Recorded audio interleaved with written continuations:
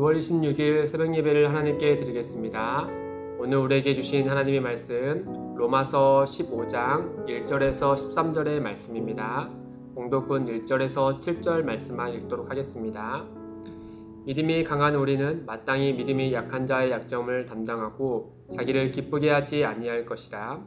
우리 각 사람이 이웃을 기쁘게 하되 선을 이루고 덕을 세우도록 할지니라. 그리스도께서도 자기를 기쁘게 하지 아니하셨나니 기록된 바 주를 비방하는 자들의 비방이 내게 미쳤나이다 함과 같으니라.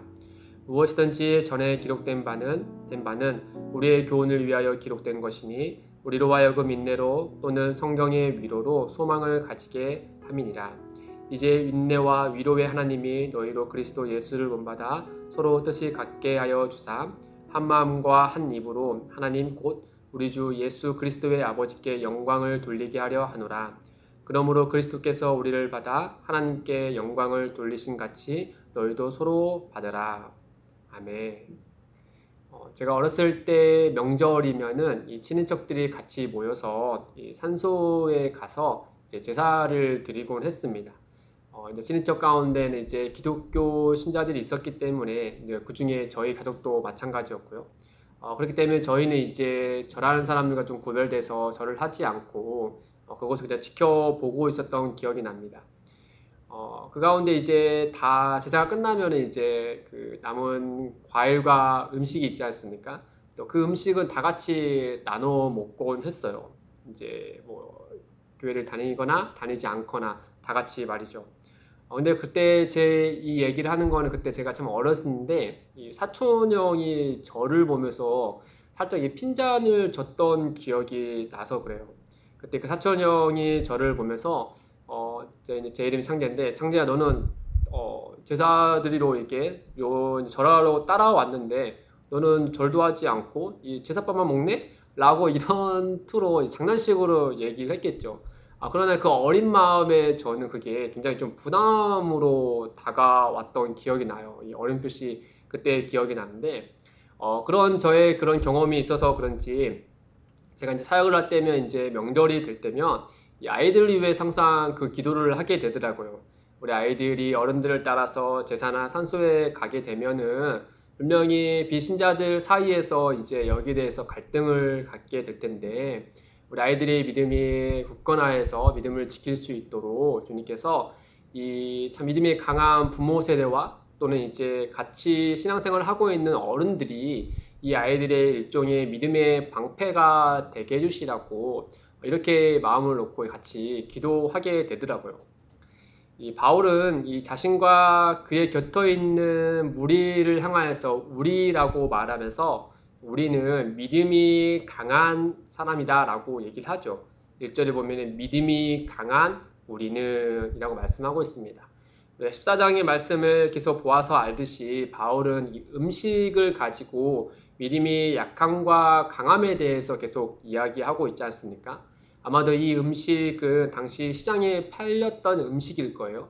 근데 그 시장에서 팔렸던 음식이 대부분이 이제 각자의 신에게 바친 또 제사 드리고 남은 음식들을 이제 이 시장에서 내다 파는 경우들이 많았기 때문에 아마 이와 같은 우상 숭배하는 그 제사와 관련된 음식일 거예요.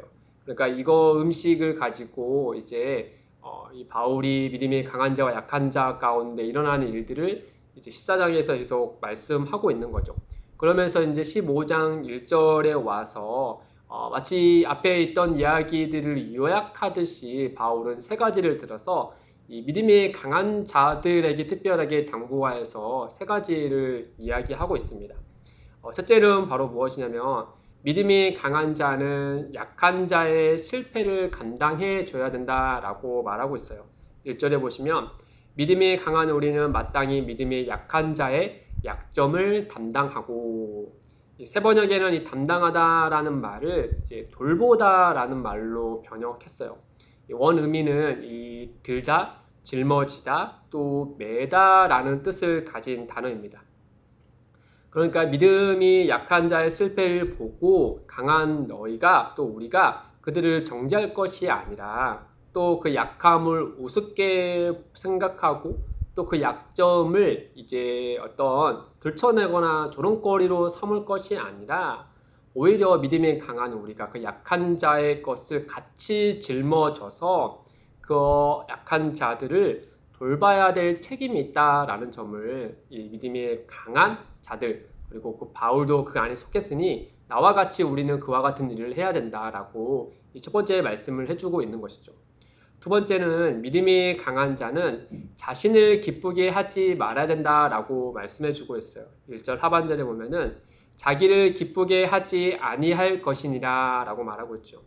이 믿음이 약한 자와 자기를 비교하여서 스스로를 높이고 또 자기를 자랑하는 일을 이 믿음이 강한 자들이 해서는 안 된다라고 말하고 있죠. 그래서 약한 자를 돕을 때는 항상 겸손한 마음으로 그들에게 다가가야 할 필요가 있다라는 말씀이죠. 자칫 당신에게 없는, 그러니까 약한 자에게 없는 자기의 그 강함으로 인하여서 그 강함을 어필하면서 약한 자에게 찾아갔을 때 약한 자로 하여금 거기에 대해서 오해를 일으킬 수 있기 때문에 우리는 그 앞에서 겸손한 마음으로 가야 된다라고 말씀하고 있는 거죠. 예를 들어서 제가 어렸을 때 이제 이 장애인과 비장애인 통합 캠프에 간 적이 있었는데 그때 리더분이 이제 이 학생 시절이었던 저희들에게 당부해서 해준 얘기가 이거였어요. 이 장애인을 보고 도와주고 싶은 마음과 또 적극 행동하는 거는 좋지만 항상 도움을 주기 전에 그분에게 의사를 물어봐야 된다라고 말씀해 주셨어요. 그러니까 도움이 필요한 분이 있다면 가서 혹시 괜찮으시면 제가 도와드릴까요? 라고 물어서 그 장애인분이 도와주세요 라고 말하면은 도와줘야 된다라고 이렇게 상대의 예의를 갖춰서 이렇게 겸손하게 그분에게 이렇게 물어보고 다가가야 하는 것이 중요하다라고 말씀해 줬거든요. 그렇지 않고 당연히 내가 도와줘야 되자면서 휠체어를 타신 분의 뒤에서 밀게 되면은 굉장히 당황하고 불쾌하게 생각한다라고 하는 거예요. 입장을 바꿔보면 마찬가지겠죠. 나도 할 수 있는데 저 사람이 나는 못할 거라고 가정하여서 그 도움을 무례하게 준 거잖아요. 그러니까 그 점에 대해서 강조해서 얘기하고 있더라고요. 이처럼 바울이 지금 자기를 기쁘게 하지 아니할 것이라 이런 말은 믿음이 강한 사람의 입장만 생각해서 약한 자에게 접근하는 것이 아니라 믿음의 약한 자의 그것을 배려하고 그 입장을 고려해서 그분을 위하여서 접근하여서 그를 돌봐야 된다라고 말해주고 있는 거죠. 그 마지막으로 믿음이 강한 자는 이웃의 유익과 덕을 세우는 일에 우선해야 된다라고 말씀하고 있어요. 2절에 보시면 우리 각 사람이 이웃을 기쁘게 하되 선을 이루고 덕을 세우도록 할지니라. 만약 믿음이 연약한 자를 인정하는 것으로 그치는 것이 아니라 이 믿음이 연약한 자가 그 연약함을 자연스레 이겨낼 수 있도록 그래서 그 안에서 기쁨을 누릴 수 있도록 또 그 공동체가 덕을 세워갈 수 있는 방향으로 도움을 줘야 된다라고 말하고 있는 거죠. 그래서 여기에서 도울 때는 즉 하나님의 말씀을 곁들이고 또 그들이 스스로 건강하게 세워질 수 있도록 함께 기도하는 마음을 품고 이 필요한 돌봄을 줘야 하는 것을 말해주고 있는 거죠.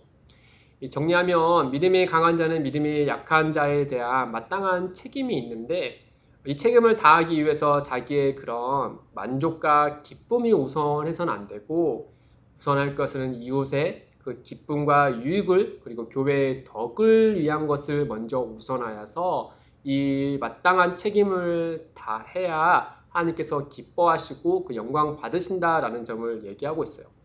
그리고 이제 마지막으로 바울은 이 점에 대해서 하나의 모범적인 예를 알려주시죠.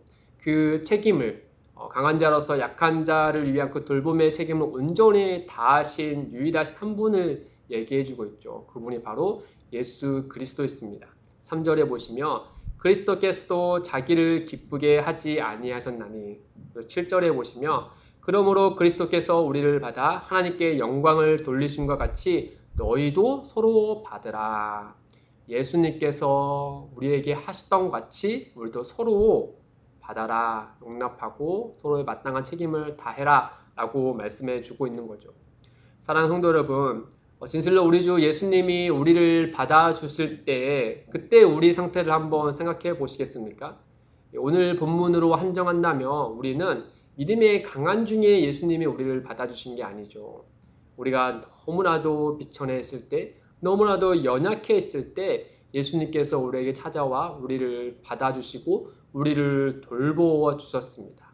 이처럼 그 예수님께서 우리를 돌봐주신 것처럼 우리 또한 믿음의 강한 자로서 우리를 자랑할 것이 아니라 우리 주변에 있는 연약한 이들을 예수님께서 우리를 사랑으로 돌봐주셨던 것처럼 우리도 사랑으로 그들을 돌볼 때 하나님께서 우리의 모습을 통하여 영광을 받으신다라고 말씀하고 있는 것이죠.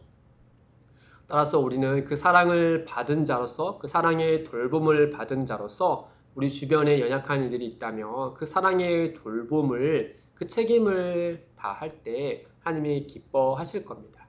또한 이 돌봄이라는 것이 단지 교회 안에 있는 리더들에게만 해당되는 것이 아니죠.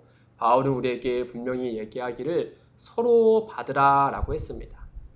믿음이 강한 자나 약한 자나 또 리더에 있거나 리더에 있지 않거나 누구든 상관없이 예수 그리스도의 그 사랑의 돌봄을 받은 우리는 서로가 서로를 위해 돌봐야 될 책임이 있다라고 우리에게 권면하여 말씀해 주고 있는 것이죠. 사랑하는 성도 여러분, 오늘 하루를 살아가시면서 우리 주변에 혹시 연약한 이들이 있다면 우리가 망설이는 것이 아니라 그리스도께서 우리에게 찾아오신 것처럼 우리도 그들에게 사랑으로 찾아가 그들의 연약함을 같이 돌봐주고 함께 기도하고 함께 덕을 세워 가시기를 주님의 이름으로 축복드립니다. 함께 기도하겠습니다. 하나님 아버지, 언제나 우리의 곁에서 우리의 삶을 돌봐주셔서 감사합니다. 늘 은혜 아래에 있음을 진심으로 감사하며 고백합니다. 주님, 우리 중에 믿음이 연약한 자들이 있다면 주의 말씀과 사랑과 또 성도를 위한 교회의 기도를 말미암아 믿음이 자랄 수 있도록 역사하여 주옵소서. 또한 우리 모두가 믿음이 장성이 자란 성도가 되어 서로가 서로를 돌봐줄 수 있는 그 은혜의 공동체가 되도록 성령께서 함께하여 주옵소서. 감사하며 예수님의 이름으로 기도드립니다. 아멘.